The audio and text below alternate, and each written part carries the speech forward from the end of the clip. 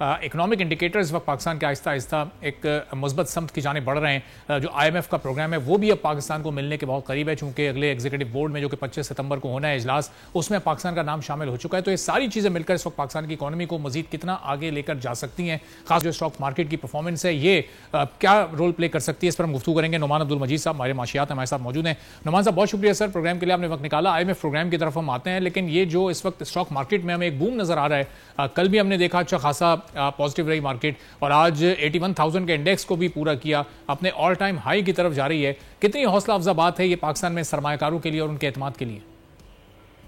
बिस्मिल्लाहिर्रहमानिर्रहीम। देखें stock market पहला इंडिकेटर होता है लोकल या फॉरेन इन्वेस्टमेंट का, क्योंकि जाहिर है कि एक लिक्विड इन्वेस्टमेंट है, आप जब चाहें बेच सकते हैं। जब इस इन्वेस्टर का स्टॉक मार्केट में कॉन्फिडेंस बहाल होता है तो ऑटोमेटिकली फिर वो लॉन्ग टर्म प्रोजेक्ट्स की तरफ भी जाता है।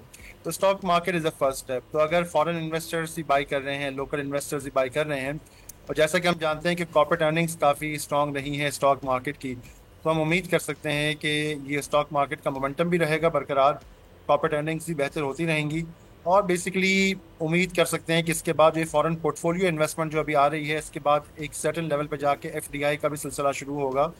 अगर इसको हम IMF के प्रोग्राम के कॉन्टेक्स्ट में देखें तो ज़ाहिर है कि IMF ने ओके कर दिया है। बायलेटरल से भी पाकिस्तान को कुछ हौसला अफजा चीज़ें मिली हैं, ऑल्दो को पाकिस्तान को इसके लिए काफ़ी एक्सपेंसिव कमर्शियल बोरिंग करनी पड़ी है, लेकिन मैं समझता हूँ कि टेम्प्रेरी मेजर्स हैं और hopefully with in next 6 to 8 months जो है सूरत हाल में बेहतरी की गुंजाइश है।